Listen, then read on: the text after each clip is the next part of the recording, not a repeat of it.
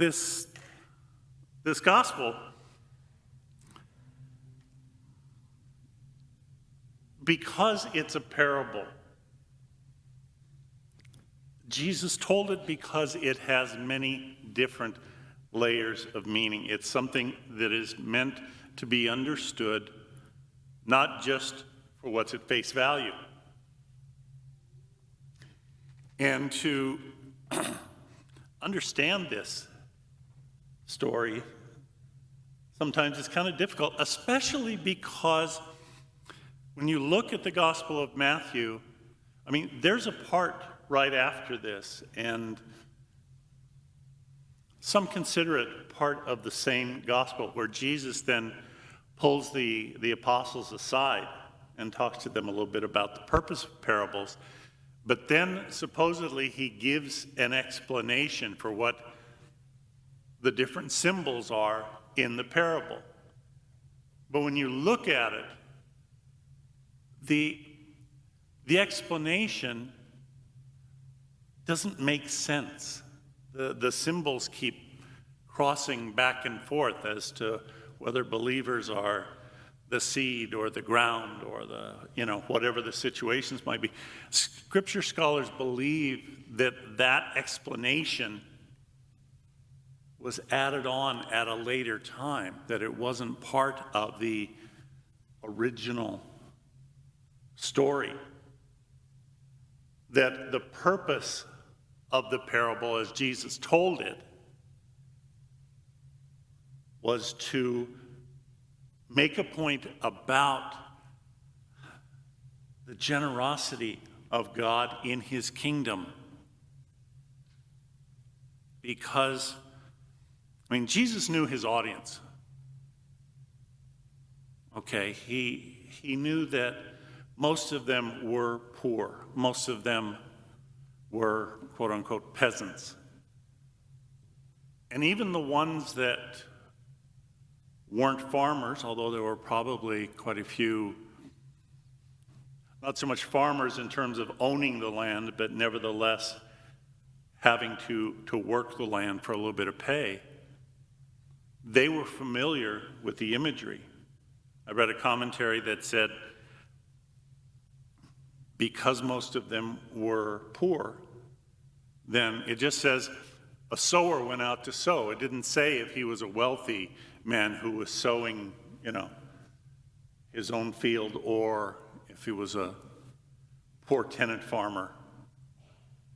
But the commentary said the majority of the crowd would probably have listened to the parable. And if in their minds they thought it was a wealthy man who was sowing, then they would have been angry with the wealthy man for just being so careless, so cavalier with the seed that wasn't all that easy to come by. But if in fact they pictured that the sower was one of them, a very poor one, then they would have great sympathy for this man that didn't have much easy land to work with. He had to try and get a little bit, wherever he could, just to keep his boss or his master happy. So, what is the meaning of this parable? I don't know. No, I wouldn't. But I found a really beautiful reflection where it takes this and it helps us to see it in our lives. And hopefully it helps us to see ourselves more the way that God sees us. Because we can get very impatient with ourselves, that we're never good enough, that we're not a finished product, and we, quote unquote, should be. God looks at us, he says, I know what you're going through. I know the struggles you have. I know the ways that you're trying. I know the times and the ways that you feel weak, that you fail. But I don't give up on you. So I'd like to just share this with you. This was written by a nun named Miriam Pollard. We are the path, so dusty and hard and bored with our lot in life. And the word, this word we know so well and have heard so often, drifts down to be squashed into soil to be pecked at by the dull routine of one more day. Dry, drought, caked and unproductive earth. We are the rocks. Somebody needs us, needs our enthusiasm, our smile, our toleration and understanding. And we are so tired. So tired. Too tired to send down roots to search for water.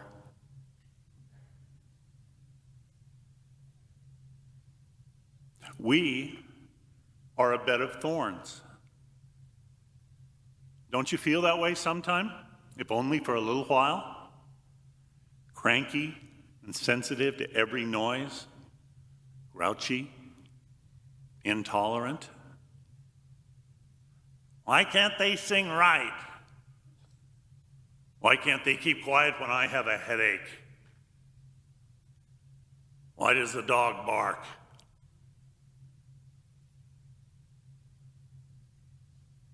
We are good soil, soft and moist and full of sun, not because we feel pious, not because the baking has been uneventful and is now over, or because the bananas have come, or because we feel a little, just a little, more important than yesterday, but because, by the grace of God, the little seeds in my heart have begun to sprout into responsibility for myself, for the world I came to help save, for the lost and lonely people who wander in darkness, for the life I have been given with which to save and heal and comfort. Because the tiny seeds are poking their way into the sun, are waving small leaves of joy, a new and different kind of joy, at being the minister of God's peace, at being the companion, the home, the hands, and the heart of Jesus, the eternal Lord.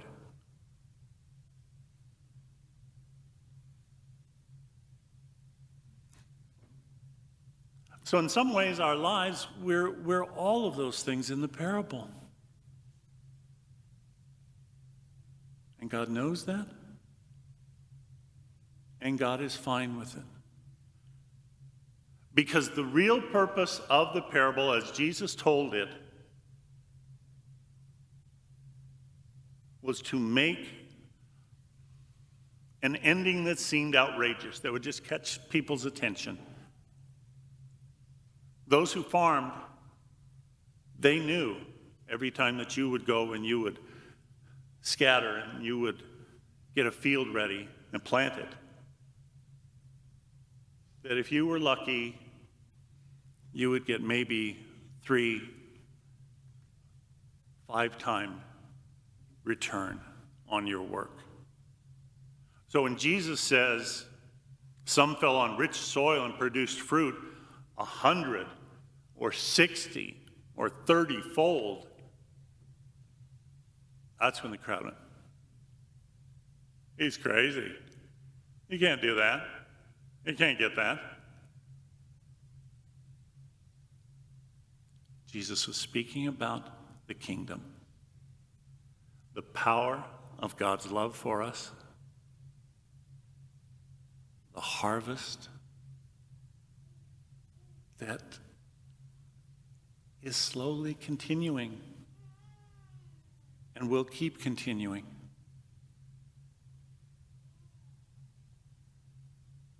Yes, our lives sometimes make it difficult, but through that,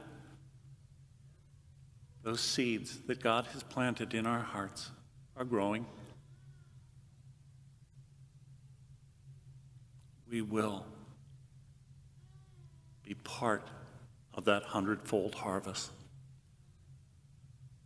We have Christ's promise on it.